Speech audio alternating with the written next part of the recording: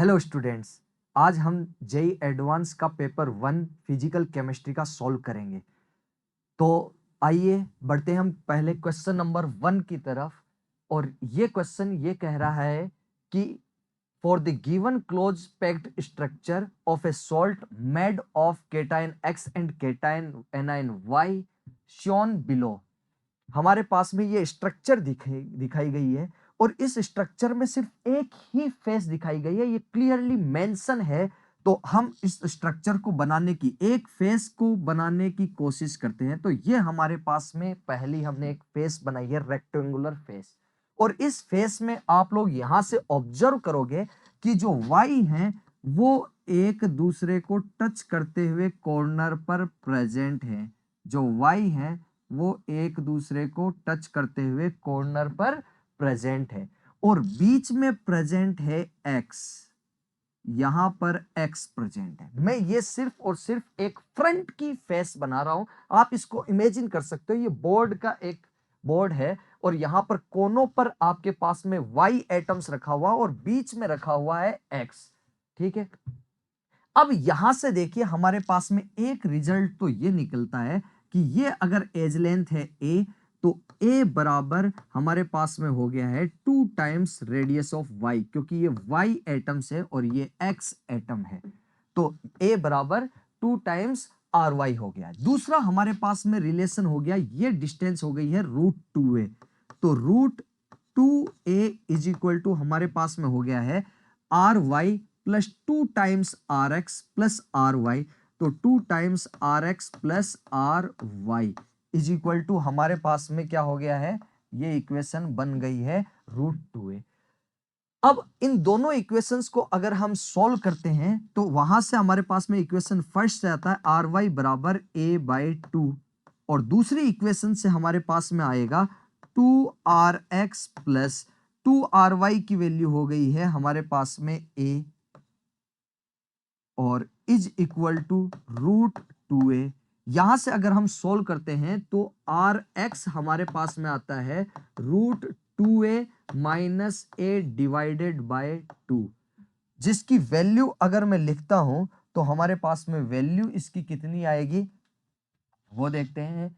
तो R X is equal to हमारे पास में आएगा 0.414 a/2। अब पैकिंग फ्रैक्शन हमें देखना है। तो पैकिंग फ्रैक्शन हमारे पास में क्या होता है, total volume occupied by all the sphere divided by volume of the cube. तो यहां पर देखिए आपके पास में अगर हम पैकिंग फ्रैक्शंस की बात करें तो total volume occupied by all the atoms. तो एटम्स है हमारे पास में एक्स और वाई। सबसे पहले वाई की बात करते हैं। वाई सिर्फ और सिर्फ कॉर्नर्स पर है। कॉर्नर का कंट्रीब्यूशन होता है 1/8। टोटल 8 कॉर्नर हैं, हर एक का कंट्रीब्यूशन 1/8, इसलिए टोटल एटम वाई के प्रेजेंट है 1। तो यहां पर 1 एटम का एरिया हो गया 4/3 पाई आर वाई क्यूब हमारे पास में हो जाएगा। ये हमारे पास में एरिया हो गया, वॉल्यूम हो गया किसका, वाई के कारण। अब एक्स की बात करें, एक्स प्रेजेंट है फेस सेंटर पर। टोटल 6 फेस सेंटर होता है, हर एक का कंट्रीब्यूशन हाफ होता है, इसलिए टोटल एटम्स जो प्रेजेंट है वो है हमारे पास में 3।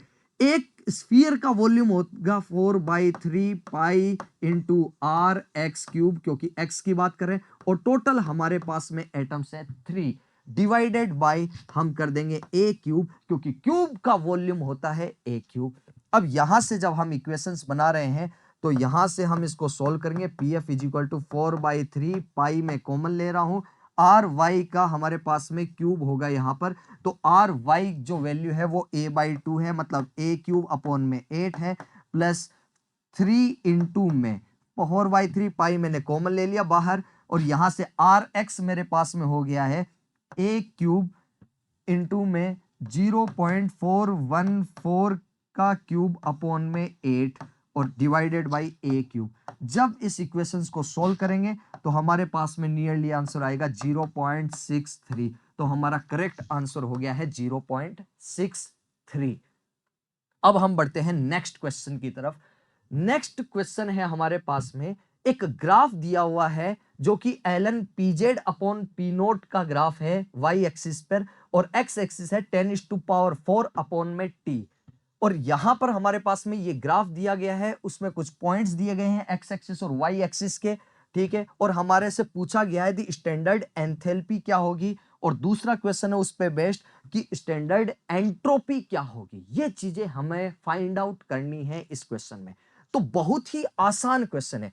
आपको पता है कोई भी जनरल इक्वेशंस हम लिख सकते हैं y is equal to M x plus c की फॉर्म में। अब यहां पर y क्या है, तो y है ln pz upon P note. यहां पर यह भी दिया हुआ है कि pz अपॉन पी नोट को k कहा गया है, ये यहां पर दिया गया है। तो इसको हम डायरेक्ट ऐसे भी लिख सकते हैं ln k is equal to M. X axis है हमारे पास में 10⁴ इंटू में t, तो इसको लिख दिया 10⁴ अपॉन में t, प्लस हमारे पास में आ गया है c, ठीक है। एक और इक्वेशन जो कि हम गिब्स हेल्महोल्ट्ज इक्वेशन से डिराइव करते हैं, वहां से हमें यह बात पता है कि ln k is equal to minus delta H naught upon में R T plus delta S naught upon में आर होता है। अब एंथैल्पी और एंट्रोपी कैलकुलेट करने की बात की गई है, तो दोनों इक्वेशंस को हम कंपैरिजन करके कैलकुलेट कर सकते हैं। अब इस इक्वेशन से हमें एक बात पता चल रही है, m into 10⁴ is equal to minus delta H naught upon R. और दूसरा पॉइंट ये बात पता चल रहा है, delta S naught upon R is equal to C. यानी अगर हम m और c को कैलकुलेट कर सकते हैं तो ये क्वेश्चंस हमारे लिए बहुत ही आसान हो गया, और जो कि वास्तव में आसान क्वेश्चन है। यहां पर देखिए आपके पास में अगर स्लोप की बात करें तो स्लोप होता है बेटा y2 माइनस y1 अपॉन में x2 माइनस x1। y2 हमारे पास में -7 है, माइनस ऑफ -3 अपॉन में 12 माइनस 10, और ये वैल्यू जब हम सॉल्व करेंगे -7 से -3 जाएंगे तो माइनस के 4 आएंगे, और वो 2, तो -2 हमारे पास में स्लोप आ गया है, ठीक है। तो यहां से हमारे पास में स्लोप आ गया है, और ये इक्वेशंस हमारे पास में हो गई है ln k is equal to -2 into में 10⁴ अपॉन में t प्लस सी। अब बात रही इंटरसेप्ट को कैसे कैलकुलेट करें, तो आप दो वैल्यू दी हुई है, इन दोनों वैल्यूज में से कोई सी भी वैल्यू सेलेक्ट कर लो। Let say ln k is equal to -3 वाला पॉइंट हम लेते हैं, तो ln k is equal to -3 हमारे पास में आ गया है, is equal to -2 into 10⁴ 10⁴ upon T की वैल्यू हमारे को यहां पर दी गई है -3 के करस्पॉन्डिंग है ये वैल्यू 10, तो मैंने इसकी वैल्यू रख दी है 10। कैसे 10 रखेंगे हम, -3 के करस्पॉन्डिंग 10⁴ अपॉन टी की वैल्यू है 10 प्लस सी। यहां से सी सॉल्व करोगे तो सी इज इक्वल टू आ जाएगा +17। बस अब हमारा काम बहुत ही आसान हो गया है। ये क्वेश्चंस कुछ नहीं कह रहा है, यहां पर देखिए दोनों रिएक्शंस को कंपैरिजन करते हैं। कंपैरिजन करने पर हमारे पास में आ रहा है minus delta H naught upon में R is equal to slope हमारे पास में m जो वैल्यूज है वो वैल्यूज हमारे पास में क्या आएगी, -2 इंटू 10⁴, तो हमने रख दिया -2 इंटू 10⁴।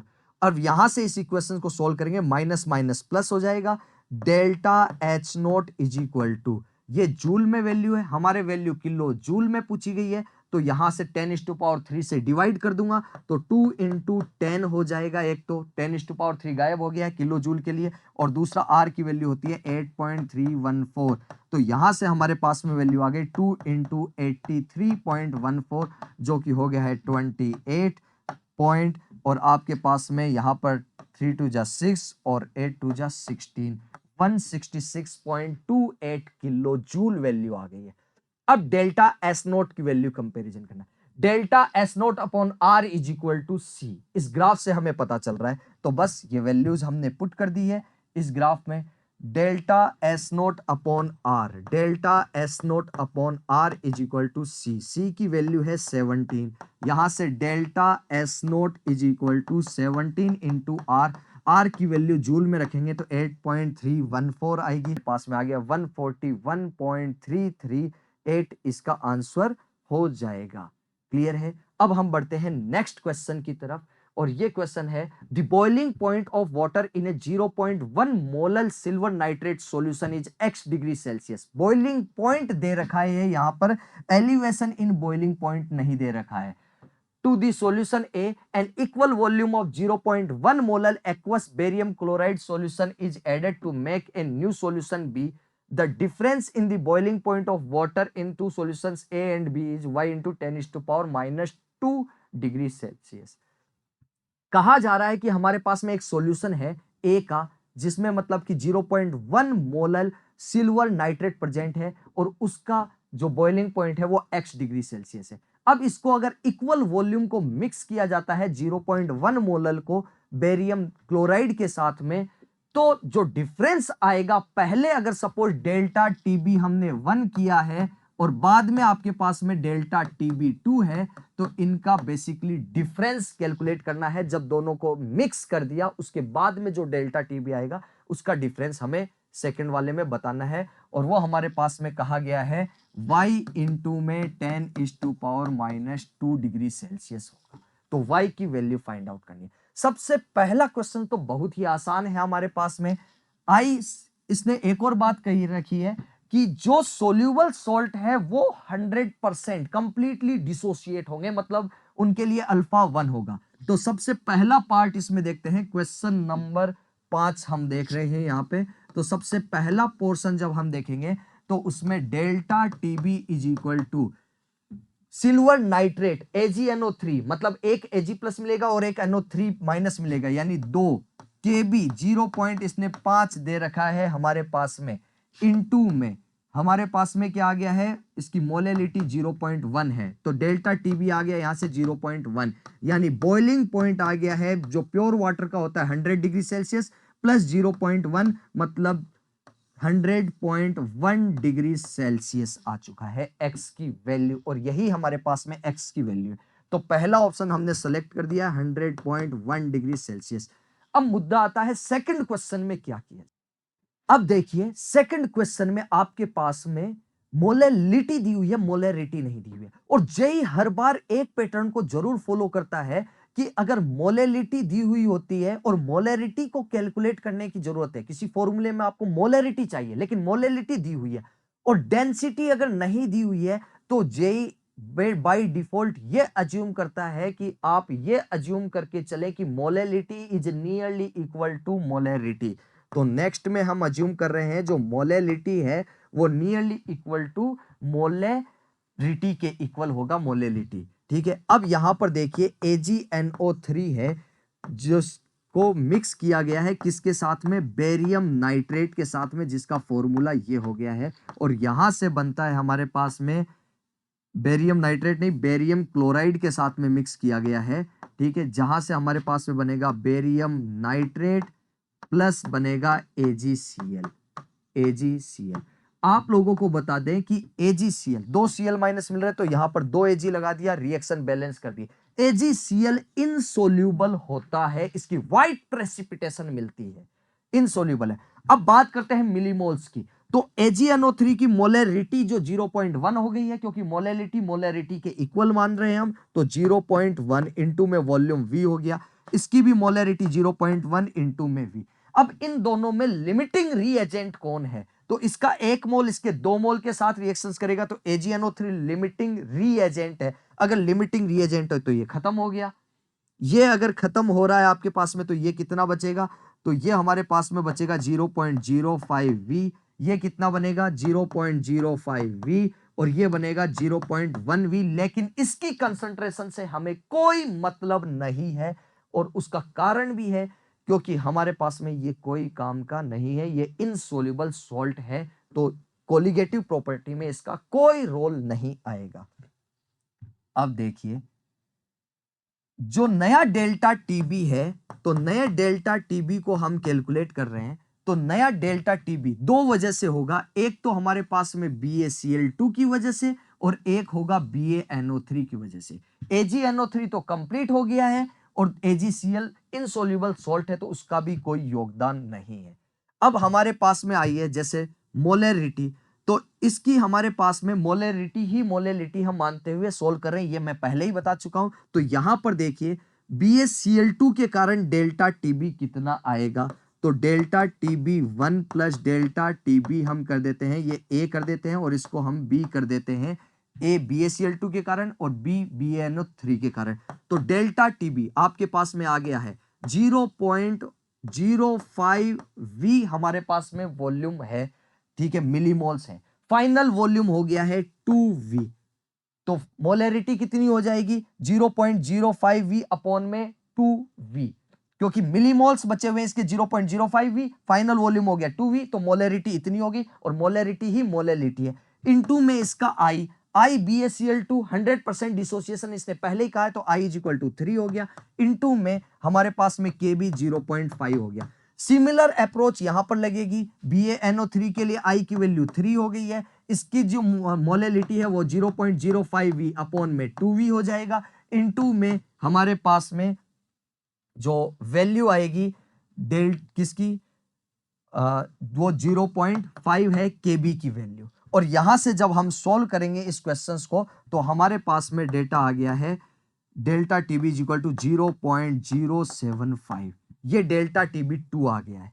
हमारे को निकालना है डेटा किसका? Delta TB1 minus delta TB2, जिसकी वैल्यू है 0.1 माइनस 0.075। पहले वाला 0.1 आया था, दूसरे वाला 0.075 आया, जो कि आ गया 0.025 और उसकी वैल्यू हो गई है 2.5 इंटू 10⁻⁻2 हम इसे लिख सकते हैं। तो फाइनल आंसर हमारा हो गया है 2.5, करेक्ट आंसर हो गया। नेक्स्ट थ्योरेटिकल क्वेश्चन आया है, इसमें स्टेटमेंट्स को more than one correct options है और स्टेटमेंट दिए हुए उनको हमें सेलेक्ट करना है। The process of precipitating colloidal solution bye an electrolyte is called peptization. नहीं, पेप्टाइजेशन इसकी अपोजिट प्रोसेस होती है। पेप्टाइजेशन होता है कि फ्रेशली प्रेसिपिटेट से कोलोइडल सॉल्यूशन बनाना, ठीक है, उसको हम क्या कहते हैं? पेप्टाइजेशन कहते हैं। तो ये पेप्टाइजेशन प्रोसेस नहीं है। दूसरा, colloidal solution freezes at higher temperature than true solution. बिल्कुल, क्योंकि कोलोइडल सॉल्यूशन में सोल्यूट प्रेजेंट है, नॉन वोलेटाइल सोल्यूट, और वो बॉइलिंग पॉइंट या कोलिगेटिव प्रॉपर्टी को इंक्रीज करते हैं। तो आपके पास में डेल्टा TF क्या हो जाएगा? इंक्रीज हो जाएगा, ठीक है। तो आपके पास में colloidal solution freezes at higher temperature than the true solution at the same concentration. True solutions, अब देखिए कोलोइडल सॉल्यूशंस में आपके पास में क्या होता है कि कोलोइड्स बना रहे हैं, कोलोइड्स की साइज क्या होती है? बड़ी होती है, बड़ी होती है। ट्रू सॉल्यूशंस की साइज क्या होती है? छोटी होती है। बहुत सारे पार्टिकल्स आपस में कंबाइन हो जाते हैं, कंबाइन होने से क्या होगा?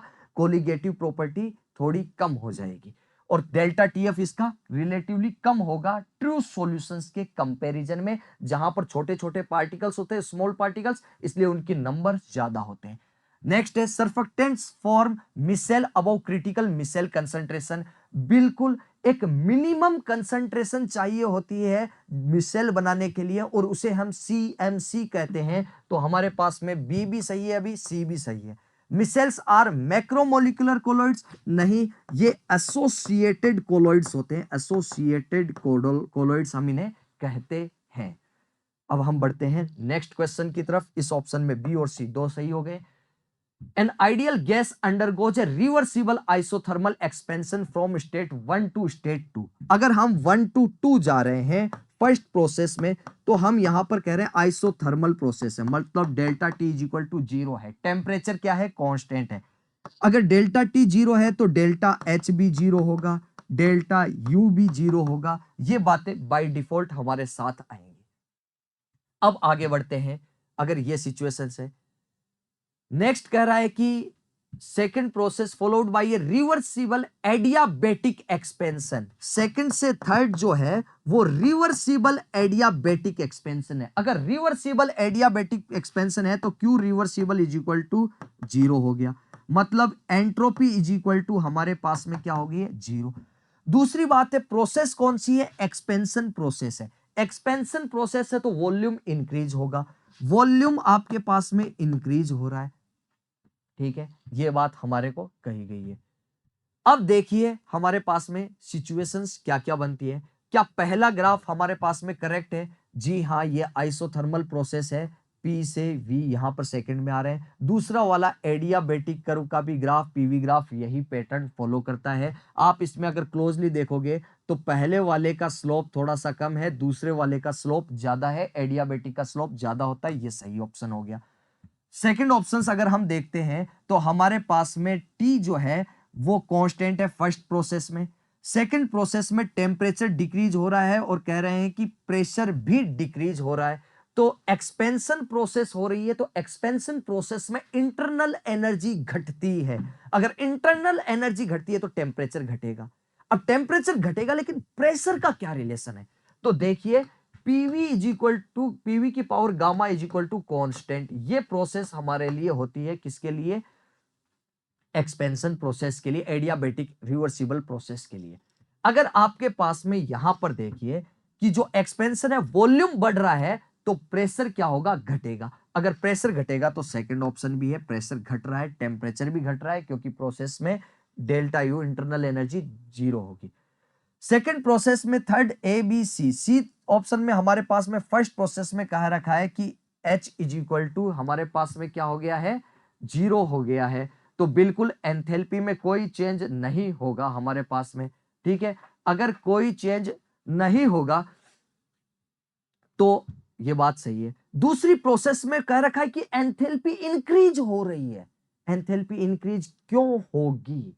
टेम्परेचर तो डिक्रीज होगा, टेम्परेचर डिक्रीज होगा तो एंथैल्पी इंक्रीज नहीं होगी। तो ये ऑप्शंस गलत है हमारे पास में। डी ऑप्शंस में हम जाते हैं तो टेम्परेचर पहले में कांस्टेंट है, बिल्कुल जी कांस्टेंट है। दूसरे वाले में एंट्रोपी कांस्टेंट है, बिल्कुल कांस्टेंट है। तो ये ऑप्शन सेलेक्ट हो गया और हमारे पास में करेक्ट आंसर हो गए A B D. Hello students, हम लोग बात करेंगे पेपर 1 जेई एडवांस। यस, और उसमें भी इनऑर्गेनिक पोर्शन की। तो डियर स्टूडेंट्स, देखते हैं पहला question. The calculate spin only magnetic moment chromium ns3 6+3 and CuFp6 in bm Bohr magneton unit है। Then respectively our atomic number of chromium and copper is 24 and 29 respectively. Yes, प्यारे students, देखते हैं chromium. Yes, chromium NH3 की बात कर रहे हैं तो NH3 कितना होगा? 6 हो गया, और यहाँ चार्ज कितना है? +3।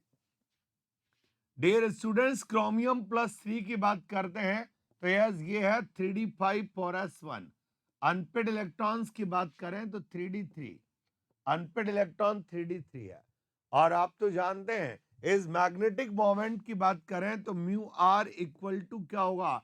Is √n+2 bm for magneton. और आप जानते हैं स्टूडेंट्स n की वैल्यू 3 है, तो इट इज यहां मैग्नेटिक मोमेंट b कितना होगा? यस 3 यहां रखेंगे √3 एंड 3+2 इज 5 √15। तो यस √15 की वैल्यू होती है 3.87। तो यस यहां पर भी 3.87 है। तो ये दोनों आंसर तो रॉन्ग हो गए। चलेगा, दूसरे एग्जांपल लेते हैं। CuFeCx3।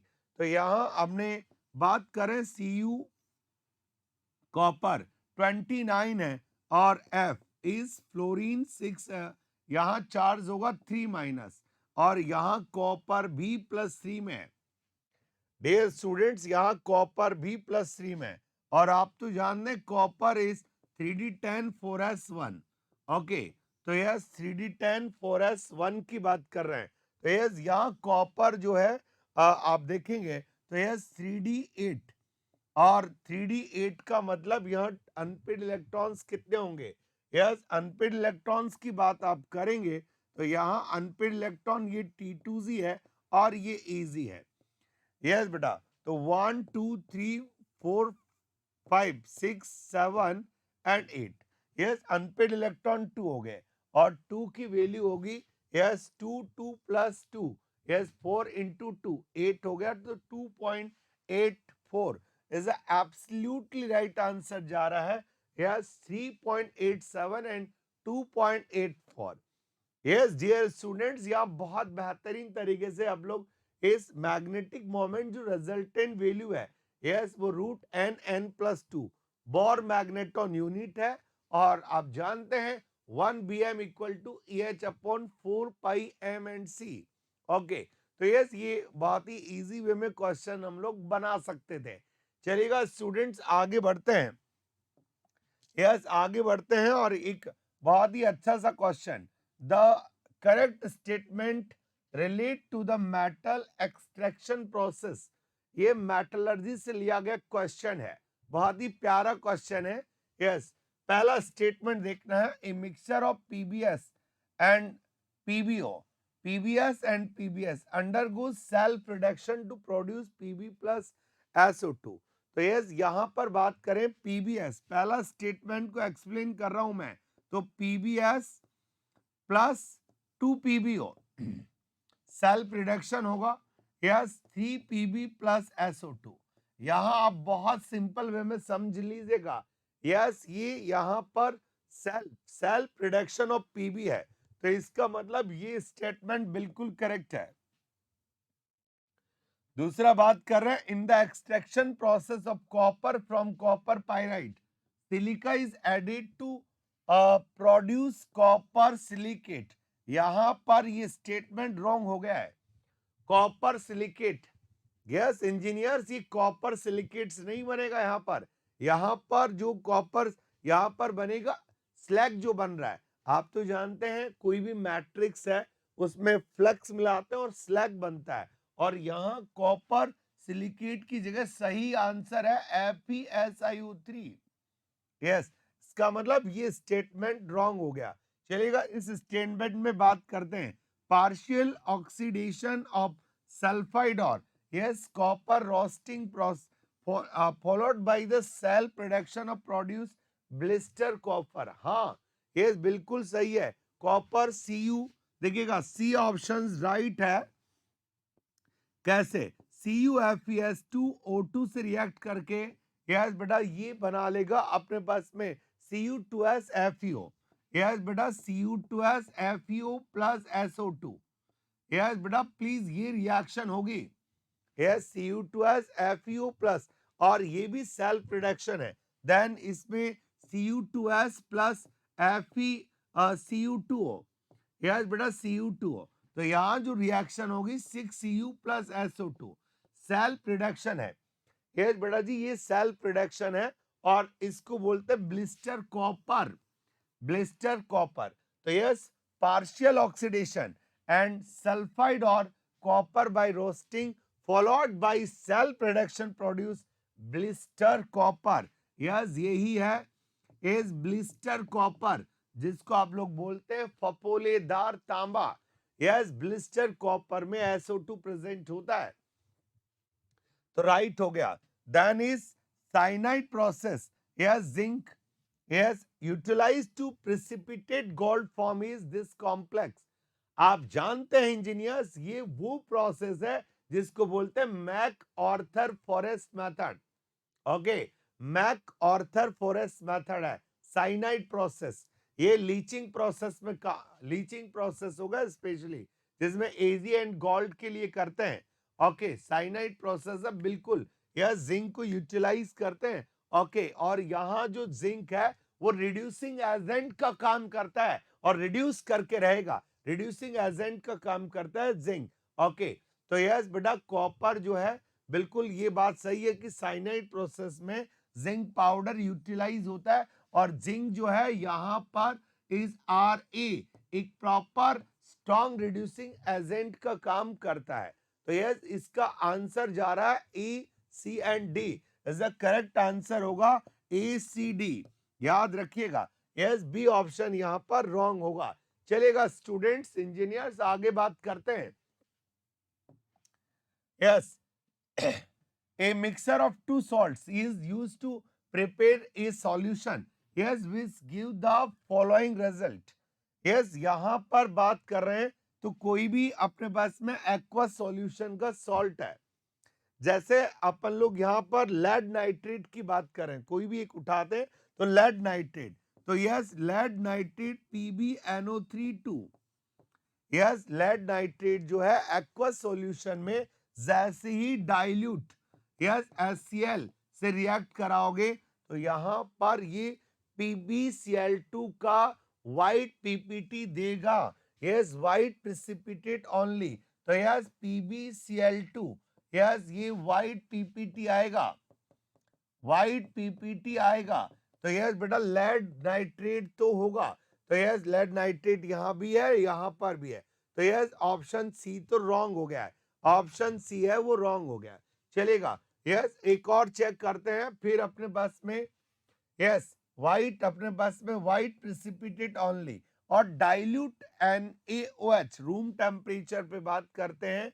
तो यस व्हाइट प्रिसिपिटेट, तो यस जिंक नाइट्रेट भी देगा और BiNO3 भी देगा। Yes BiNO3, yes NaOH room temperature की प्रेजेंस में BiOH3 यस फॉर्मेशन करेगा। तो यस BiOH3 भी व्हाइट होगा।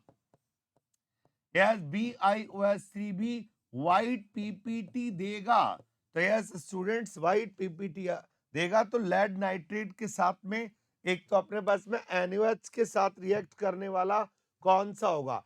यस बेटा लेड नाइट्रेट हो गया दोनों ऑप्शन में। तो यस जिंक नाइट्रेट भी हो गया, और यस तो इसका मतलब A and B। Yes A and B। Yes बेटा प्लीज ABN। अच्छा AgNO3 की बात करें तो ये क्यों नहीं हुआ? क्योंकि जो अपने पास में AgNO3 है, यस NaOH की प्रेजेंस में ये क्या बनाएगा? HgO, और HgO का जो कलर होगा वो अपने पास में यस येलो कलर होगा, व्हाइट नहीं होगा। तो यस इंजीनियर्स यहां पर आंसर जाएगा ए और B. Only correct answer is A and B, only correct answer होगा ए एंड बी। चलेगा, क्योंकि सेल जो Hg मर्करी अपने पास में Ag नाइट्रेट, यस बेटा Hg का जो नाइट्रेट सोल्ट है एक्चुअली वो अपने पास में NaOH की प्रेजेंस में है, वो HgO देगा जो कि अपने पास में येलो कलर का होता है। यस HgO, यस याद रखिएगा येलो कलर का है। तो यस ये ऑप्शन तो रॉन्ग ही होगा। तो यस इसका करेक्ट आंसर है वो ए भी है। चलेगा, नेक्स्ट क्वेश्चन पे आते हैं। The total number of possible isomer, this one is PtNH3 4Cl2 and Br2। Okay, तो यस बेटा एक तो यहां बना रहे हैं total isomer NH3, yes Cl2, and this one is Br2। यह बेटा Br2, ये आइसोमर आयोनाइज हो गया। दूसरा हम लोग बात करेंगे is NH3 4 Br2, yes Br2 and Cl2। Then एक और बना रहा हूं मैं, यस एक और बना रहा हूं NH3 एंड 4, देन ये होगा ClBr, एंड ये भी क्या होगा इस ClBr। तो यस बेटा इसके कितने GI बनेंगे? यस इसके 2 GI बनेंगे, और इसके भी कितने GI बन सकते हैं? 2, और इसके भी कितने GI बनेंगे? 2। यस तो ये क्वेश्चन है कि total number of possible isomer, yes कितने पॉसिबल आइसोमर होंगे? क्योंकि आप तो जानते हैं यहां पर टोटल आइसोमर की बात कर रहे हैं। तो यस ये फर्स्ट ABC तीनों ही आयोनाइज फॉर्म है, आयोनाइजेशन आइसोमर है। तो यस हर किसी के 2 यस अपने पास में आइसोमर बन रहे हैं। तो टोटल आइसोमर हो गए 6। तो यहां आपका करेक्ट आंसर जाएगा 6। तो आई स्टूडेंट्स पेपर फर्स्ट में आपने देखा इनऑर्गेनिक में किस तरीके से क्वेश्चन को सॉल्व करते हैं। Okay hello everyone. तो देखो आज हम जेई एडवांस 2021 का पेपर 1 हम सॉल्व करने जा रहे हैं। तो देखो स्टार्ट करते हैं हम क्वेश्चन नंबर 1 से। The major product formed in the following reaction is. तो देखो ये क्वेश्चन बेसिकली एल्काइन के बर्च रिडक्शन के ऊपर बेस्ड है। इसमें देखो हमारे पास एल्काइन है और है हमारे पास सोडियम और अमोनिया और लिक्विड अमोनिया सॉल्वेंट है, सोडामाइड है, ठीक है ना। तो देखो इस क्वेश्चन का कॉन्सेप्ट क्या है हमारे पास कि birch reduction only internal alkyne show करती है, टर्मिनल एल्काइन वो शो नहीं करती। और इस रिएक्शन में इंटरमीडिएट प्रोड्यूस होता है रेडिकल एनायन, है ना। तो देखो जैसे देखो ये ट्रिपल बॉन्ड है, ये ट्रिपल बॉन्ड है, ठीक है ना। अब ये वाला जो ट्रिपल बॉन्ड है जो साइड में है वो तो है कौन सा, टर्मिनल, और मिडिल वाला कौन सा है, हमारा इंटरनल एल्काइन, ओके ना। तो ओनली इंटरनल एल्काइन रिड्यूस होगी इस रिएक्शन का नेम है बर्च रिडक्शन। ये बर्च रिडक्शन है और इसमें जो इंटरमीडिएट प्रोड्यूस होता है वो बनता है रेडिकल एनायन। और यहाँ पे जैसे मान लीजिए हमारे पास ये ब्यूट टू आइन है, ठीक है ना। इसमें आपने यदि सोडियम और liquid ammonia as a solvent हमने ऐड किया तो यहाँ trans two butene as a major product form होती है ना। तो देखो टर्मिनल एल्काइन तो यहाँ पे एज इट इज रहेगी, उसमें तो कोई चेंज नहीं होगा। तो देखो ऑप्शन एक्सप्लोर करते हैं। पहला ऑप्शन, ऑप्शन ए क्या हो गया हमारा एलिमिनेट, क्योंकि इसमें इसने टर्मिनल एल्काइन को डबल बॉन्ड में रिड्यूस करवा रखा है, इसलिए पहला ऑप्शन इनकरेक्ट है ए। फिर आइए बी। बी में देखो कि ये जो टर्मिनल एल्काइन है ये हमारा एज इट इज है और ये जो ट्रिपल बॉन्ड था इंटरनल वाला ये हमारा ट्रांस एल्कीन में कन्वर्ट हो गया, मतलब ये हमारा करेक्ट आंसर है बी, बॉम्बे है ना। सी में आइए, ये terminal alkyne as it is है और ये जो ट्रिपल बॉन्ड है इसने इसको सिस एल्कीन में कन्वर्ट कर दिया, उस कारण ये भी इनकरेक्ट हो गया, ये भी इनकरेक्ट हो गया ये। जबकि डी में देखो आप, डी में इसने टर्मिनल एल्काइन को डबल बॉन्ड में चेंज कर रखा है और इसको सिस में चेंज कर रखा है, तो ये भी इनकरेक्ट हो गया है ना।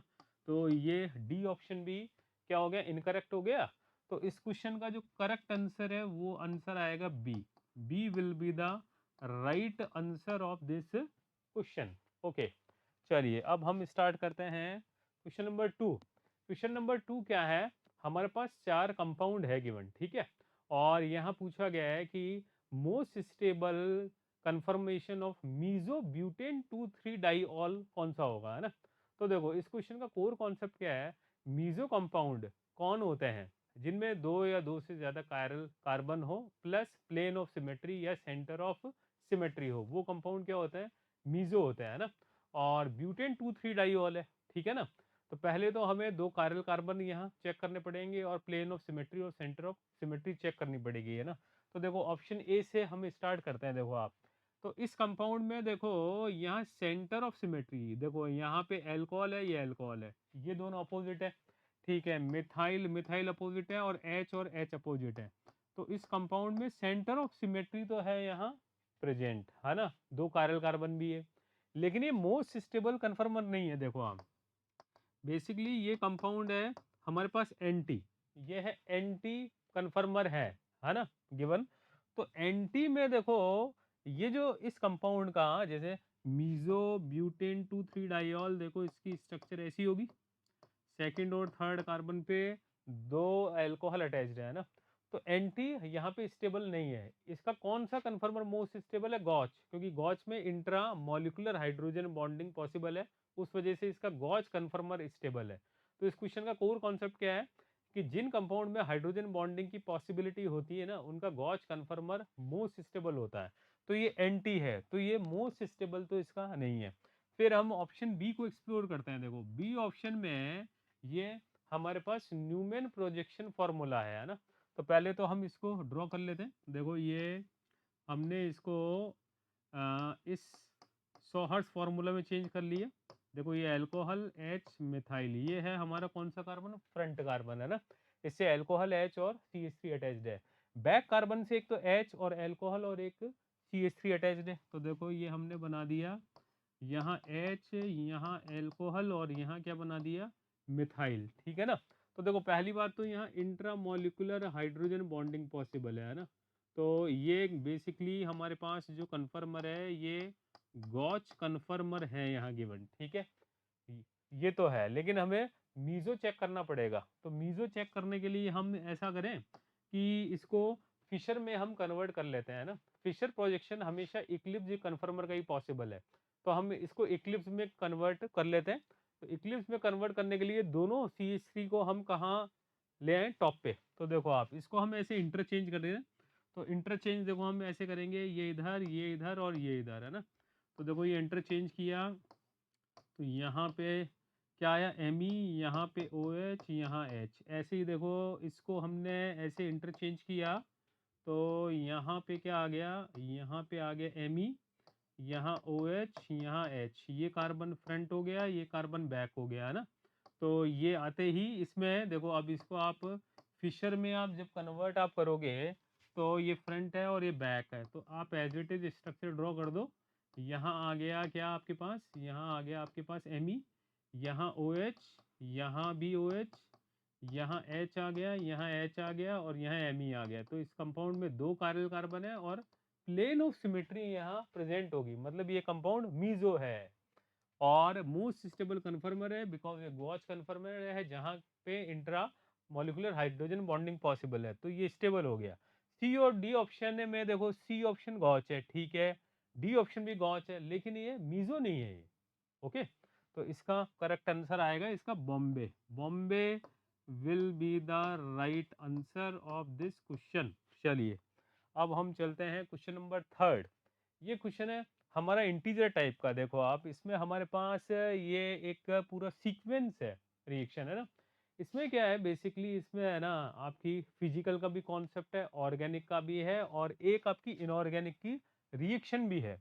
तो इसमें देखो इन्होंने क्या स्टार्ट कर रखा है, पहले दे रखा है Mg2C3, इसका नाम है मैग्नीशियम कार्बाइड। तो मैग्नीशियम जब कार्बाइड हाइड्रोलाइज होता है तो ये फॉर्म करता है प्रोपाइन और मैग्नीशियम हाइड्रोक्साइड। तो देखो यहाँ से स्टार्ट करते हैं हम, यहाँ दे रखा है मैग्नीशियम कार्बाइड, इसको हमने हाइड्रोलाइज किया, H2O डाला, तो देखो ये बनाएगा CH3C ट्रिपल बॉन्ड CH, ये क्या फॉर्म कर देगा, प्रोपाइन, प्लस यहाँ से MgOH का होल ट्वाइस यहाँ बाय प्रोडक्ट है यहाँ पे, है ना। तो देखो यहाँ पे हम ये ड्रॉ करें, देखो ये CH ये बन गया प्रोपाइन, ठीक है ना। तो ये स्ट्रक्चर तो है हमारी P की, ये कंपाउंड है हमारा P। ओके, अब एक एक करके हम करते हैं ठीक है ना। तो मैग्नीशियम कार्बाइड हाइड्रोलाइज होकर के इसने प्रोपाइन फॉर्म कर लिया। अब उसके बाद यहाँ क्या है, यहाँ गिवन कि ये रिएक्ट कर रहा है विद सोडामाइड और उसके बाद इसमें ऐड किया हमने CH3I। तो प्रोपाइन का ये जो हाइड्रोजन है, जो कार्बन sp हाइब्रिडाइज है, it is highly acidic in nature. Sodamide it is a very very strong base, very powerful, बहुत शानदार बेस है ये NaOH की कंपेरेटिवली 10⁻20 टाइम्स ज़्यादा स्ट्रॉन्गर बेस होता है। तो जैसे ही आप प्रोपाइन में सोडामाइड ऐड करोगे तो बेसिकली क्या होगा, एसिड बेस रिएक्शन हो जाएगी। उसके नेक्स्ट स्टेप में क्या हो जाएगा, SN2, ठीक है ना। तो देखो जैसे इसको हम ये शो करें, ये NaNH2 है, ये टूटेगा Na प्लस और NH2 माइनस, ये Na इस H प्लस को ट्रैप कर लेगा, H प्लस को ट्रैप करने के बाद ये बन जाएगा सोडियम सॉल्ट और प्लस यहाँ से अमोनिया गैस हो गई रिलीज, ठीक है। ये तो एसिड बेस रिएक्शन हो गई। अब है हमारे पास CH3I। तो CH3I में देखो यहाँ पे हमारे पास क्या होगा, ये CH3I है, ये यहाँ बैक साइड अटैक कर देगा और यहाँ से iodide ion, it is a good leaving group, तो ये बन जाएगा ब्यूटुआइन, ठीक है ना। ये हमारे पास प्रोडक्ट बन गया, Q बन गया हमारे पास, है ना, ये Q बन गया। अब उसके बाद देखो Q के बाद यहाँ पे हम करें, देखो ये जो Q है, देखो ये Q जो है ये कर रहा है रिएक्ट, मतलब Q रिएक्ट कर रहा है रेड हॉट आयरन ट्यूब से, है ना। जैसे इसको हम यहाँ कर लेते हैं, जैसे देखो ये जो क्वेश्चन है यहाँ हमने इसको यहाँ हम कर लेते हैं कि ये जो Q है ना, ये रेड हॉट आयरन ट्यूब से रिएक्ट कर रहा है, तो देखो ये ब्यूटुआइन हो गया, ये Q है ये। ओके, अब इसमें जब हमने रेड हॉट आयरन ट्यूब डाला तो बेसिकली जब हम इथाइन के 3 मोल रेड हॉट आयरन ट्यूब में ऐड करते हैं तो क्या बन जाता है, बेंजीन। वैसे ही इसमें देखो, जैसे ही आपने इसमें रेड हॉट आयरन ट्यूब की प्रेजेंस में इसको आप हीट करेंगे ना, आपने रेड हॉट आयरन ट्यूब लिया, इसकी प्रेजेंस में इसको हीट कर दिया, तो इसके 3 मोल कंबाइंड हो जाएंगे और ये हो जाएंगे पॉलीमराइज। जैसे इथाइन से बनता है बेंजीन, प्रोपाइन से बनता है 1,3,5 ट्राई मेथिल बेंजीन, ऐसे ही इसके 3 मोल कंबाइंड होकर के ये बना लेंगे बेंजीन और हर एक कार्बन पे मिथाइल ग्रुप अटैच्ड हो जाएगा। तो ये जो प्रोडक्ट बनेगा इसका नाम है हेक्सा मिथाइल बेंजीन। ये प्रोडक्ट हमारा बन गया है ना, ये प्रोडक्ट हमारा बन गया क्या, ये प्रोडक्ट बन गया हमारा R, ठीक है। तो इसके 3 मोल जो है ये इस कंपाउंड के इस प्रोडक्ट का 1 मोल यहाँ प्रोड्यूस कर रहा है। चलिए फिर आइए यहाँ, ये हमारे पास कंपाउंड, अब देखो यहाँ फर्दर यहाँ पे क्या है, यहाँ हमारे पास जो P है, ये P रिएक्ट कर रहा है Hg+2 और HgSO4। ये रिएक्शन है आपकी acid catalyse hydration of alkyne, ठीक है ना। देखो हमारे पास ये प्रोपाइन है, CH3C ट्रिपल बॉन्ड CH, इसमें हमने Hg+2 ऐड किया और in presence of dilute H2SO4, dilute medium है। तो डाइल्यूट मीडियम है तो देखो ये फर्स्ट कार्बन है, ये सेकंड है, ये थर्ड है। तो इस रिएक्शन में अल्कोहल का एडिशन अकॉर्डिंग टू मार्कोनिकॉफ होगा। तो अल्कोहल यहाँ सेकंड कार्बन पे अटैच्ड होगा और देखो यहाँ डबल बॉन्ड टूट जाए, मतलब ये ट्रिपल बॉन्ड यहाँ ब्रेक हो गया और यहाँ पे सेकंड कार्बन पे अल्कोहल अटैच हो गई, ये बन गया इनॉल। इनॉल हाईली अनस्टेबल है, ये क्या हो जाएगा, टॉटोमराइज। टॉटोमराइज होकर के ये क्या बना लेगा, एसीटोन। तो देखो इसने एसीटोन फॉर्म कर लिया है ना। तो ये हमारे पास कंपाउंड आ गया S। यहाँ तक हम पहुंच चुके हैं ना। फिर S में इन्होंने बेरियम हाइड्रोक्साइड ऐड किया और इसको हीट कर दिया। Barium hydroxide it is a strong base और कीटोन में अल्फा हाइड्रोजन है। तो जिन कंपाउंड में अल्फा हाइड्रोजन होते हैं और बेस होता है और हीट करते हैं, ये है एल्डोल कंडेंसेशन, वेरी इंपॉर्टेंट। तो देखो ये आपने इसमें बेरियम हाइड्रोक्साइड ऐड कर दिया और इसको हीट किया, तो ये स्टेप है हमारा एल्डोल कंडेंसेशन का। और एल्डोल कंडेंसेशन में क्या बनता है, अल्फा बीटा अनसैचुरेटेड कीटोन। तो हम यहाँ बनाएं तो देखो यहाँ अल्फा बीटा अनसैचुरेटेड कीटोन ये बन जाएगा, क्योंकि ये हीट है गिवन। तो हीट है तो डिहाइड्रेशन यहाँ होगा और अल्फा बीटा अनसैचुरेटेड कीटोन यहाँ प्रोड्यूस हो जाएगा, है ना। तो ये तो एस था और ये हमारा टी हो गया, ठीक है ना। ये पाई बॉन्ड एल्कीन का और कीटोन का पाई बॉन्ड, ये दोनों कॉन्जुगेशन में आ रहे हैं, ठीक है। फिर उसके बाद इन्होंने ऐड कर दिया यहाँ NaOCl, सोडियम हाइपोक्लोराइड। ये टूटेगा Na+ और OCl- में। ये कैसे बना है, जब सोडियम हाइड्रोक्साइड में हम क्लोरीन ऐड करेंगे तो ये प्रोड्यूस कर देंगे। अब देखिए ये मिथाइल कीटोन है और मिथाइल कीटोन में जब हम सोडियम हाइड्रोक्साइड और क्लोरीन ऐड करते हैं तो ये बेसिकली स्टैंडर्ड हेलोफॉर्म टेस्ट है। तो इस CH3 पार्ट का क्या बन जाएगा, हेलोफॉर्म, और जो यहाँ बच गया उसका कार्बोक्सिलिक एसिड का सोडियम सॉल्ट हमें मिल जाएगा, है ना। तो यहाँ हम प्रोडक्ट बना लेते हैं। देखो ये डबल बॉन्ड, यहाँ ये बन गया COONA, ये सोडियम सॉल्ट बन गया एसिड का, प्लस हमारे पास ये बन गया क्लोरोफॉर्म बन गया, ये क्लोरोफॉर्म बन गया। और ये प्रोडक्ट हमारा बन गया U, ये प्रोडक्ट बन गया T। अब U इसमें दे रखा है कि बेयर्स रीजेंट को डीक्लराइज कर रहा है, ये भी सही है हमारा। बेयर्स रीजेंट का कलर होता है ब्राउन, तो ये रेडिश ब्रोमीन के पिंक या ब्राउनिश कलर को डीकलराइज कर देगा। ये यहाँ बेयर्स टेस्ट है। और इस कंपाउंड में फंक्शनल ग्रुप हमारा कौन सा आ रहा है, डबल बॉन्ड, और डबल बॉन्ड बेयर्स रीजेंट के कलर को डीकलराइज कर देते हैं, है ना। तो इस तरह से हमने पहले तो ये सारे PQR जो भी हैं हमारे मिसिंग रीजेंट, वो सारे हमने प्रोडक्ट आइडेंटिफाई कर लिए। पहली बात तो ये है, ठीक है ना। अब आती है बात, ये इंटीजर का है क्वेश्चन। यहाँ देखो यहाँ क्या पूछा है, the value of x is. तो वैल्यू ऑफ एक्स में देखो क्या होगा, देखो कैसे कैलकुलेट करेंगे हम। हमारे पास P बना, क्या बना था हमारे पास P, प्रोपाइन। उसका देखो स्ट्रक्चर है CH3C ट्रिपल बॉन्ड CH, ठीक है। ये इसका हमारे पास स्ट्रक्चर है। अब इसका जो मॉलिक्यूलर वेट है वो आप चेक कर लो। देखो कार्बन है टोटल 3, तो ये हो गया 12 × 3 36 प्लस 4, तो इसका मॉलिक्यूलर वेट हो गया 40 और इसका अमाउंट है 4 ग्राम। तो जब आप नंबर ऑफ मोल्स कैलकुलेट करोगे तो इसका amount in gram upon molecular weight, तो 4/40 मतलब ये आ गया 0.1 मोल आ गया इसका। हमारे पास इसका 0.1 मोल गिवन है। अब ये P जब इसके साथ रिएक्ट करता है तो उसकी यील्ड 75% है और यहाँ 40% यील्ड आ रही है जब ये प्रोड्यूस कर रहा है R, ठीक है ना। तो 0.1 मोल है ना। अब 75% आ रही है यील्ड, मतलब ये जो Q बनेगा, ये हमारा Q बना, उसकी यील्ड कितनी आएगी, 0.1 मल्टीप्लाई बाय 75/100। तो देखो ये कैंसिल हो गया, तो ये आ गया, ये 0.1 हटाया तो ये आ गया 0.075 आ गया। मतलब जो Q का जो यील्ड आया वो इतना आया, ठीक है ना। चलिए अब उसके बाद हम यहाँ देखो क्या करें, उसके बाद ये 40% यील्ड दे रहा है किसकी, आर की।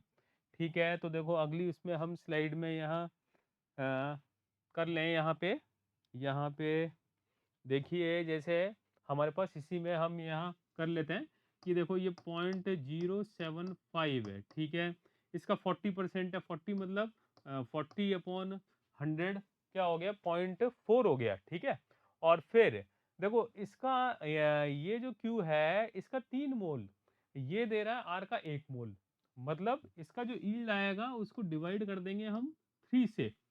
ठीक है ना, और ये जो प्रोडक्ट बन रहा है, ये जो बेंजीन है, इसका मॉलिक्यूलर वेट चेक कर लो आप। देखो कार्बन है 6 × 6, मतलब सॉरी 6 + 6, ये आ गया 12, तो ये आ गया 12 × 12, ये आ गया 144 आ गया, और एच यहाँ कितने हैं, ये आ गए 6 × 3 = 18, मतलब इसका आ गया 162 मॉलिक्यूलर वेट आ गया है ना।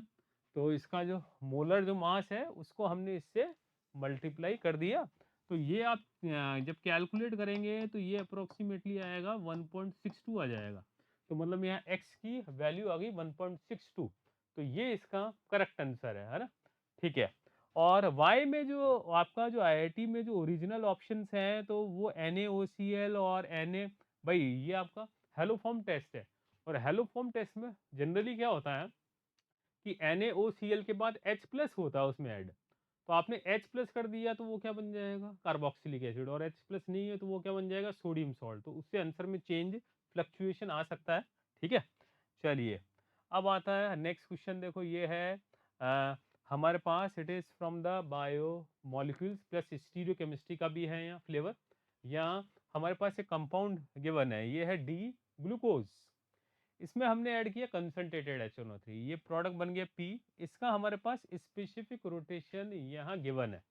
ठीक है, तो हमारे पास क्या पूछा है, the compound S which on reaction with HNO3 will give the product having degree of rotation -52.7 degrees. तो इसमें stereo chemistry plus bio molecule दोनों का फ्लेवर है। तो देखो इसको कैसे करोगे आप, देखो ये एल्डिहाइड है और ये है हमारा primary alcohol.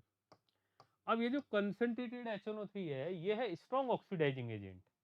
Strong oxidising agent क्या करता है, ये कंसंट्रेटेड HNO3 ये एल्डिहाइड और प्राइमरी अल्कोहल दोनों को ऑक्सीडाइज करेगा। तो ऊपर भी कार्बोक्सिलिक एसिड बन जाएगा, नीचे भी क्या बन जाएगा, कार्बोक्सिलिक एसिड।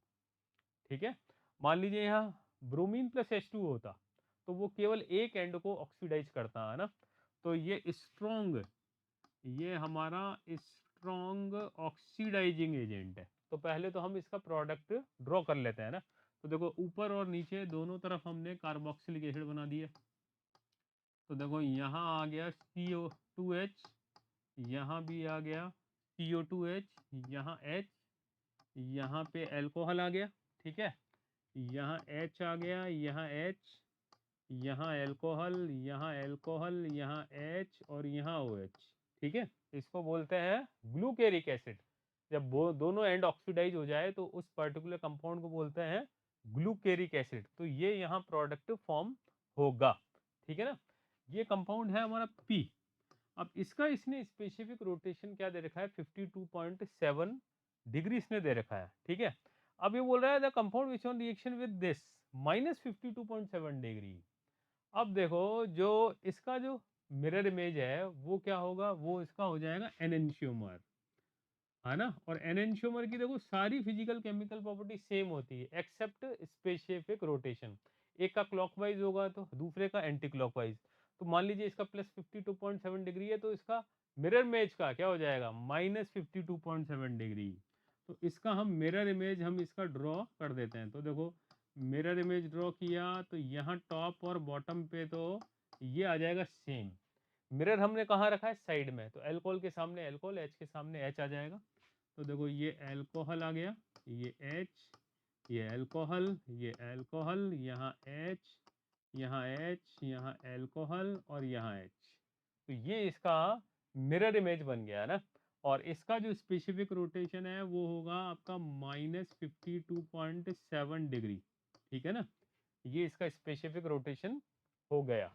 ठीक है, तो ये एक दूसरे के क्या हो गए आपके, ये हो गए आपके enantiomer, स्टीरियोइसोमर which are non superimposable. अब इनमें से देखो ऑप्शंस में देखो हम एक्सप्लोर करते हैं कि ये प्रोडक्ट इनमें से किससे फॉर्म होगा। देखो ए से फॉर्म होगा क्या, देखो आप ए और बी से बनेगा क्या, देखो यहाँ एल्कोहल और एक एच है।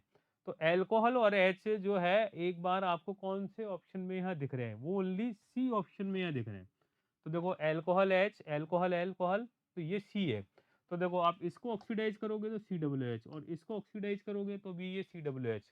तो ये हमारा मिरर इमेज बन जाएगा, जो कि ये है गिवन, ये स्ट्रक्चर ये है आपकी गिवन। तो मतलब सी तो इसका आंसर राइट है ही। ठीक है, अब बात आती है ए बी डी की, इसमें हम चेक करते हैं। देखो अब देखो ए और बी के तो पॉसिबिलिटी थोड़ी कम है। डी ऑप्शन को तो देखो हम एक्सप्लोर करें, देखो डी को जब हम इसको एक्सप्लोर करेंगे तो देखो ये देखो कैसा होगा। देखो ये हमारे पास ये है स्ट्रक्चर है ना। अब जब इसको ऑक्सीडाइज कर दिया तो देखो ये भी ऑक्सीडाइज हो गया और ये भी ऑक्सीडाइज हो गया। ये एल्डिहाइड COH में और ये भी COH में ऑक्सीडाइज हो गया। जैसे यहाँ इसको हम बनाएं तो देखो यहाँ ये CO2H, यहाँ भी CO2H। ठीक है, फिर आ रहा है हमारा H, फिर H, फिर OH, फिर H, यहाँ OH आ रहा है, यहाँ OH आ रहा है, फिर आ रहा है H, फिर OH। अब इस कंपाउंड को जब आप 180 डिग्री सेम प्लेन में रोटेट करोगे, फिशर प्रोजेक्शन को 180 डिग्री हम सेम प्लेन में, एक ही प्लेन में रोटेशन कर सकते हैं, वैलिड कर सकते हैं, out of plane rotation possible नहीं है। तो जब डी कंपाउंड को आप सेम प्लेन में 180 डिग्री पे रोटेट करोगे तो आपको यही कंपाउंड मिलेगा, इसका मिरर इमेज मिलेगा, जिसका स्पेसिफिक रोटेशन -52.7 डिग्री है। ये है इस क्वेश्चन में कोर कॉन्सेप्ट है ना। तो उस वजह से डी भी इसका सही आंसर है ना। तो ए और बी तो ऑप्शन आने ही नहीं, क्योंकि आप इससे जब चेक करके देखोगे तो ये मिरर इमेज नहीं बन पाएगा। बहुत ही अच्छा क्वेश्चन है जिसमें बायोकेमिस्ट्री प्लस स्टीरियोकेमिस्ट्री दोनों अप्लाई हो रही है। तो इसका करेक्ट आंसर है इसका C and D will be the right answer. Okay, चलिए फिर हम करते हैं ये रिएक्शन है ना। देखो इसमें क्या है, एक कंपाउंड है the reaction of the Q with PHSNA yields an organic compound major product that gives a positive carrier test। Carrier test basically है ना ऑर्गेनिक कंपाउंड देते हैं जब ऑर्गेनिक कंपाउंड की रिएक्शन कंसंट्रेटेड HNO3 से होती है ना, on treatment with Na2O2 followed by addition of this, the correct option are. ठीक है ना। तो देखो आप यहाँ से स्टार्ट करते हैं ऑप्शन ए में। देखो ये फ्लोरीन है, इस फ्लोरीन की ऑर्थो और पैरा पोजीशन पे NO2 अटैच्ड है ना। तो देखो इसका नाइट्रो का देखो भाई ऑर्थो पोजीशन पे -I और -M दोनों इफेक्ट लग रहा है। ऐसे ही इसका नाइट्रो का यहाँ -I और -M इफेक्ट यहाँ काम कर रहा है।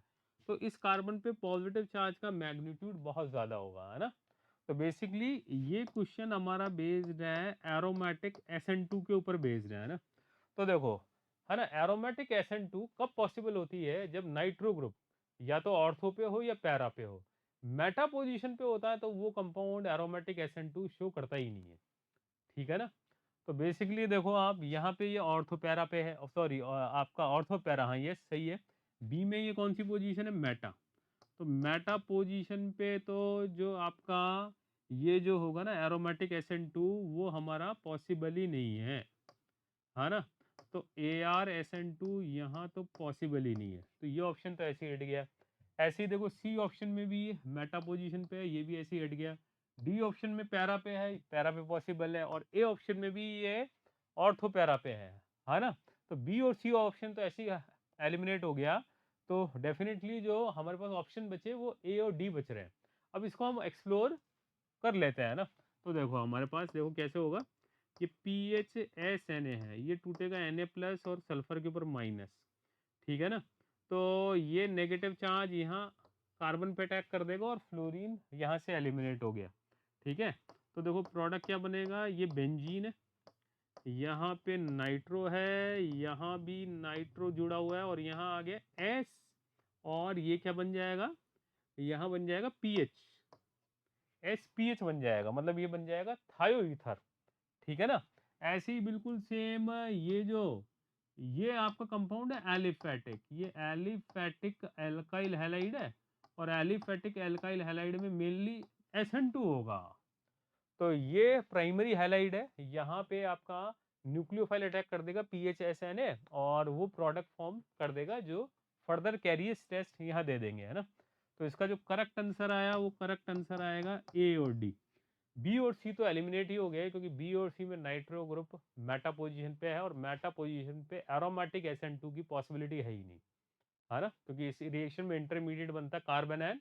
वो कार्बेनाइन स्टेबल कब होगा, जब वो ऑर्थो और पैरा पे होगा। ओके, चलिए अब हम क्वेश्चन करते हैं नेक्स्ट, कि ये बोल रखा है ये हमारा इंटीजर टाइप का क्वेश्चन है। ये question basically free radical substitution के ऊपर बेस्ड है।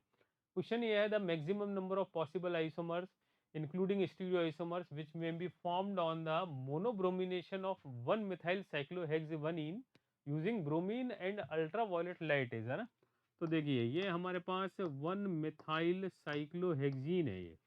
ओके, अब ये क्वेश्चन में क्या बोल रहा है कि ये कंपाउंड रिएक्ट कर रहा है ब्रोमीन के साथ in presence of ultraviolet light.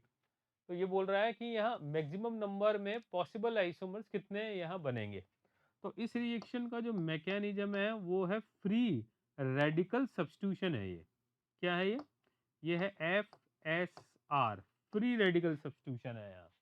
Bromine का क्या होगा, होमोलिटिक क्लीवेज हो जाएगा, है ना, और कार्बन H बॉन्ड भी है टूटेगा। तो देखो इसकी है ना स्ट्रेटेजी क्या है, कि पहले तो हम सारे स्ट्रक्चरल आइसोमर जो है पॉसिबल वो यहाँ हम ड्रॉ कर लें, फिर वहां देख लें कि कहाँ पे ज्योमेट्रिकल है और कहाँ ऑप्टिकल है, उसके हिसाब से हमारा आंसर हम कर लेंगे, है ना। तो अब देखो यहाँ पे हम कैसे करें इसको, देखो यहाँ पे इसको स्टार्ट करते हैं यहाँ से। देखो ये डबल बॉन्ड है ना, अब देखो यहाँ पे रेडिकल बना यहाँ, है ना। तो यहाँ रेडिकल बना तो देखो ये CH2 रेडिकल हमने बना दिया, ठीक है। अब CH2 रेडिकल हमने बना दिया, अब ये रेजोनेंस स्टेबल है, रेजोनेटिंग स्ट्रक्चर आप इसकी इस तरह से ड्रॉ करेंगे। अब इस तरह से ड्रॉ करेंगे तो यहाँ आ जाएगा डबल बॉन्ड CH2, यहाँ क्या आ जाएगा रेडिकल, ठीक है ना। यहाँ आ जाएगा रेडिकल, ये सेकेंडरी है और ये हमारा प्राइमरी है ना। तो सेकेंडरी प्राइमरी में से स्टेबल कौन है, सेकेंडरी है। तो पहली जो पॉसिबिलिटी प्रोडक्ट की कि इन दोनों पे हम Br रेडिकल को अटैच कर देते हैं ना। तो देखो यहाँ पे अटैच किया तो देखो ये बन गया CH2Br, ठीक है जी। यहाँ पे अटैच किया तो देखो ये डबल बॉन्ड CH2 इस कार्बन पे क्या जुड़ गया, Br जुड़ गया, तो ये प्रोडक्ट बन गया है ना, ठीक है ना। अब देखो एक एक करके हम चेक करते हैं। ये मान लीजिए फर्स्ट नंबर है, ये 2 नंबर है ना। अब पहले वाले में तो बताओ कायरल कार्बन ही नहीं है, तो ये तो ओनली एक ही काउंट होगा ना, इसमें G है ये। सेकंड कंपाउंड में देखो जिस कार्बन से हेलोजन अटैच्ड है, Br अटैच्ड है, उसमें कायरल कार्बन है, सिंगल कार्बन कार्बन होगा तो इसके 2 स्टीरियो आइसोमर होंगे R+S, ठीक है ना। तो इसके 2 स्टीरियो आइसोमर बन गए, जबकि इसका एक ही है। चलिए अब हम आगे की हम करें बात। देखो नेक्स्ट हम करते हैं, है ना, नेक्स्ट हम करें इसमें, देखो आप नेक्स्ट करें हम, देखो हमारे पास ये कंपाउंड था, है ना। अब यहाँ पे डबल बॉन्ड CH3 था, है ना। अब देखो और कहाँ कहाँ पे ये पॉसिबल है रेडिकल। देखो एक ये रेडिकल यहाँ पे है पॉसिबल, है ना, एक ये रेडिकल यहाँ पे पॉसिबल है, एक यहाँ पॉसिबल है, एक यहाँ पे पॉसिबल है। तो देखो हम यहाँ ड्रॉ करते जाते हैं। देखो ये CH3 है, ये डबल बॉन्ड है, इस कार्बन पे रेडिकल बना दिया और यहाँ Br अटैच कर दिया, ठीक है जी। फिर आइए नेक्स्ट पॉसिबिलिटी क्या है कि ये यहाँ पे रेडिकल बन गया और यहाँ Br अटैच्ड हो गया। चलिए जी नेक्स्ट आइए, नेक्स्ट पॉसिबिलिटी क्या है, ये मिथाइल साइक्लोहेक्सीन Br को हमने इस कार्बन पे अटैच कर दिया। चलिए नेक्स्ट पॉसिबिलिटी क्या है कि Br यहाँ पे अटैच कर दें हम, है ना, इस पोजीशन पे। तो इस पोजीशन पे अटैच किया तो देखिए ये हमारा Br यहाँ पे आ गया, ठीक है ना। चलिए अब इसमें देखो कायरल कार्बन देखते हैं हम। देखो इसमें एक कायरल कार्बन है, तो स्टीरियो आइसोमर 2 R+S। इसमें भी एक कायरल कार्बन है, तो 2 स्टीरियो आइसोमर बन जाएंगे R+S। अब देखो इसमें भी है और इसमें भी है ना, सब में ही है। इसमें भी एक कायरल कार्बन है, 2 स्टीरियो आइसोमर R+S, इसमें भी एक कायरल कार्बन, तो ये R+S हो गया ना। तो देखो अब तक हमारे टोटल यहाँ कितने हो गए, देखो 2 4 ये 6 और ये 10, है ना। और पहले क्या बन गया, वहाँ 2 हो गए है ना। देखो ये देखो हम यहाँ काउंट करें, देखो ये फर्स्ट हो गया, ये सेकंड हो, अच्छा इसका आईयूपीएसी नेम भी देखो सबका अलग है, ये 1 2 3 है, ये 1 2 3 4 है, 4 पे है यहाँ बी आर, यहाँ ये 1 2 3 4 5 है, ठीक है जी, और यहाँ पे ये 1 2 3 4 5 6 है ये, ठीक है ना। तो यहाँ पे ये चारों की चारों का यूपीसी नेम है ना अलग अलग आ रहा है, तो देखो आप काउंट कर लेते हैं इसको, खैर फाइनली 2 2 4, ये 5 6, ये 7 8 9 10 और 11, 11 पहले ही यहाँ हाँ, बन चुके हैं ना। अब देखो यहाँ एक और है, यहाँ पॉसिबिलिटी, एक और क्या पॉसिबिलिटी है कि जब यहाँ पर रेडिकल बनेगा, देखो इसको यहाँ ड्रॉ कर लें, जब यहाँ पर रेडिकल बनेगा तो ये रेजोनेंस स्टेबलाइज आएगा ये, तो रेजोनेंस स्टेबलाइज कुछ इस तरह से हो गया, तो यहाँ पे डबल बॉन्ड बन जाएगा और ये बन जाएगा 3 डिग्री रेडिकल, ये क्या बन जाएगा 3 डिग्री बन जाएगा रेडिकल, जो कि हमारा स्टेबल होता है ना। तो इस 3 डिग्री रेडिकल पे भी देखो यहाँ पे 3 डिग्री रेडिकल बन गया और यहाँ भी बी आर अटैच्ड हो जाएगा, तो यहाँ भी एक कायरल सेंटर यहाँ जनरेट हो रहा है, तो इसके स्टीरियोइसोमर भी दो बन गए, कौन कौन से आर प्लस एस, तो दो इसके हो गए आपके। तो देखो फाइनली हम काउंट करें 2 2 4 5 6 7 8 और 9 10, और पिछले वाले में एक स्ट्रक्चरल आइसोमर था वो हो जाएगा 11, और दो एक और था उसके दो स्टीरियो आइसोमर थे, तो टोटल आंसर आ जाएगा 13, टोटल आंसर विल बी 13 आ जाएगा इस क्वेश्चन का आंसर। ये total maximum number of possible isomer और मैकेनिज्म है फ्री रेडिकल सब्स्टिट्यूशन। चलिए next question, in the reaction given below the total number of the atoms having sp2 hybridization in the major product P is, तो देखो ये question basically reductive ozonolysis के ऊपर based है और उसके बाद ये हाइड्रोक्सिल अमीन के साथ कर रहा है। तो देखो आप रिडक्टिव ओजोनोलाइसिस की टेक्निक क्या है, डबल बॉन्ड को हमें करना है कट और ऑक्सीजन एटम को हमें करना है पेस्ट, है ना। तो देखो हमारे पास जो स्ट्रक्चर है वो है एक 8 मेंबर्ड रिंग है ये, और यहाँ दो डबल बॉन्ड पैरेलल अटैच्ड है और इस साइक्लोपेंटेन रिंग से अटैच्ड है, देखो ये एक साइक्लोपेंटेन रिंग, ये दूसरी साइक्लोपेंटेन रिंग है ना। तो जब इसका रिडक्टिव ओजोनोलाइसिस हुआ तो डबल बॉन्ड हो गया कट और ऑक्सीजन को हमें पेस्ट करना है। तो देखो इसको हम यहाँ करें ड्रॉ कि देखो ये डबल बॉन्ड को हमने यहाँ कट कर दिया, इस डबल बॉन्ड को भी कट कर दिया और ऑक्सीजन को पेस्ट कर दिया, ऑक्सीजन को पेस्ट कर दिया, तो देखो ये हर एक कार्बन पे यहाँ सी डबल बॉन्ड अटैच हो गया, ये बन गया ketone, symmetrical tetra ketone form हो गया ये, ठीक है। उसके बाद यहाँ हाइड्रोक्सिल अमीन ऐड किए, एक्सेस में है। कीटोन की मेन रिएक्शन होती है nucleophilic addition followed by elimination, तो जब कीटोन हाइड्रोक्सिल अमीन्स के से रिएक्ट करेगा तो ये फॉर्म करेगा ऑक्सिम, तो हम इसका ऑक्सिम हम यहाँ ड्रॉ कर रहे हैं।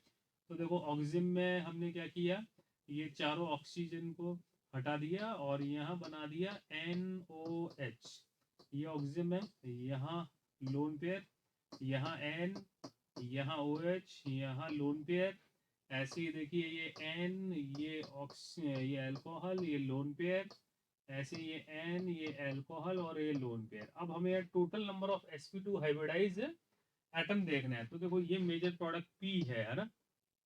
तो देखो ये चारों कार्बन sp2 हाइब्रिडाइज है, नाइट्रोजन एटम फॉर्म कर रहा है डबल बॉन्ड फॉर्म कर रहा है, इट मींस ये नाइट्रोजन भी चारों sp2 हाइब्रिडाइज है, और ये ऑक्सीजन के पास लोन पेयर है जो कि रेजोनेंस से स्टेबल है, देखो ये लोन पेयर और पाई बॉन्ड कॉन्जुगेशन में है, कॉन्जुगेशन में आते ही ऑक्सीजन एटम भी sp2 हाइब्रिडाइज हो जाएगा, मतलब चारों तो C कार्बन, चारों N और चारों ऑक्सीजन, ये सारे एटम sp2 हाइब्रिडाइज हैं। तो टोटल एटम जो sp2 हाइब्रिडाइज हैं वो है 12, तो इस क्वेश्चन का आंसर है 12, 4 कार्बन, 4 ऑक्सीजन और 4 N। Okay, thank you so much.